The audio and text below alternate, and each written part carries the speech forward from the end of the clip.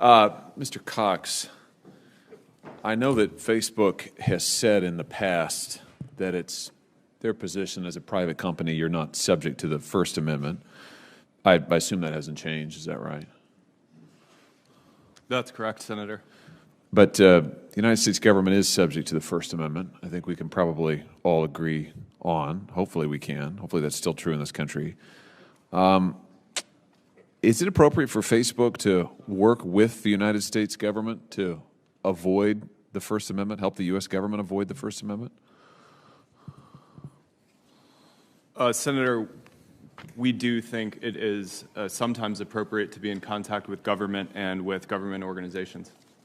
To help them avoid the First Amendment? Senator, I'm not sure what specifically you're referring to. Well, let me ask you this. Do you think it's appropriate to work with the United States government to target private individual speech that is constitutionally protected? Senator, I'm not aware of that. Well, let me educate you. On July 16th, 2021, an employee at Facebook wrote to the Department of Health and Human Services saying, and I quote, "I know our teams met today to better understand the scope of what the White House expects from us on misinformation going forward." On July 23rd, 2021, a Facebook employee thanked HHS, quote, "for taking the time to meet earlier today and wanted to make sure you saw the steps we just took this past week to adjust policies and what we are removing with respect to misinformation. This included," and I'm still quoting, "increasing the strength of our demotions for COVID and vaccine-related content." On April 7th, 2021, a Facebook employee thanked the CDC for responding to misinformation queries, and I quote, "We'll get moving now to be able to remove all but that one claim as soon as the announcement and authorization happens." On July 28th of this year, a Facebook employee reached out to CDC about, quote, "doing a monthly misinfo debunking meeting." The CD responded, "Yes, we would love to do that." I'm sure they would. On July 20th, 2021, Clark Humphrey at the White House, who's digital director of the COVID-19 response team, emailed Dave Sumner at your company, among others, asking any way we can get this pulled down and cited a specific Instagram account. Within 46 seconds, your company responded and said, "Yep, on it."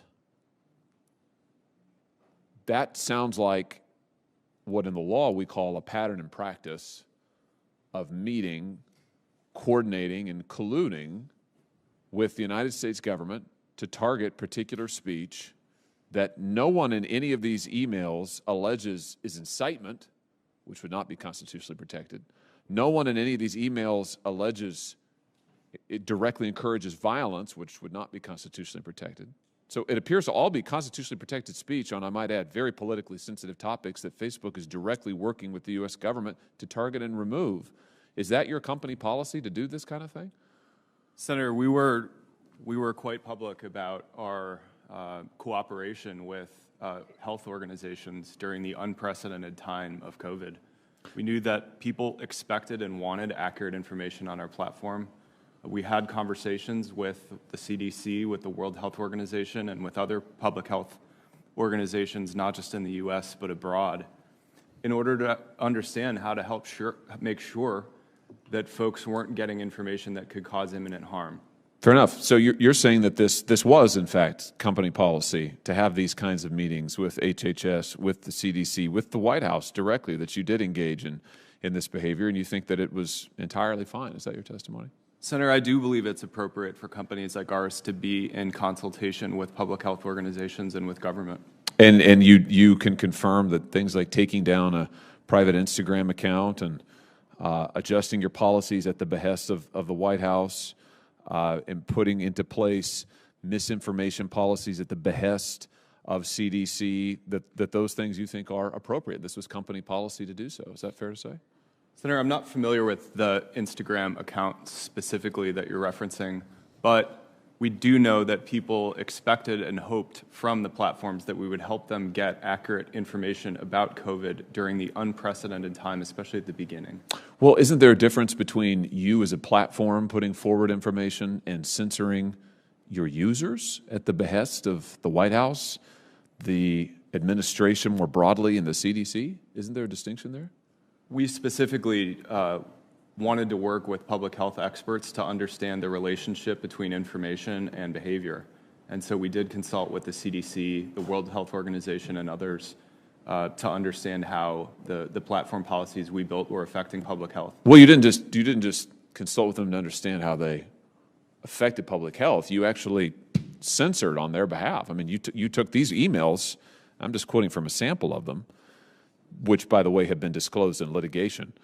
These emails show that you took censorship steps. You took down accounts. You planned misinformation policies. You adjusted your policies at the behest of the United States government. I mean, that's not just some theoretical thing. That's actually targeting your users' speech. But I appreciate your forthrightness, by the way. But you're saying you think that's fine, and that was your policy. Senator, we've been public about our policies on COVID misinformation specifically, as well as on misinformation generally. And so you think you're not concerned about any of this? Nothing that I just read to you, you're not concerned about it at all? Respectfully, Senator, I think the balance of how to protect free expression as well as public safety is a difficult issue, but it's one we're committed to working with outside experts and publishing our work. Well, I appreciate you being so forthright. As I said, this is actually from litigation between the state of Missouri and the state of Louisiana and the federal government. I anticipate that your remarks under oath today are going to be very interesting and helpful to that litigation. I'll just say this. My view is that the United States government is bound by the First Amendment. They cannot encourage or coerce or incite or collude with a private party to get around the First Amendment. But you've just said to me today that that's basically what they did, that you coordinated with them repeatedly over a pattern of months and years to adjust and target your speech policies for protected speech at the behest of the United States government. I have to tell you, I've got a big problem with that, and I think all your users should too. Thank you, Mr. Chairman. If you enjoyed this video, hit like and subscribe to our channel so you'll be sure to see similar videos from BlazeTV with the added bonus of signaling YouTube that your voice and opinion still matters. And if you're looking for more great conservative content, check out one of the 2 videos suggested here.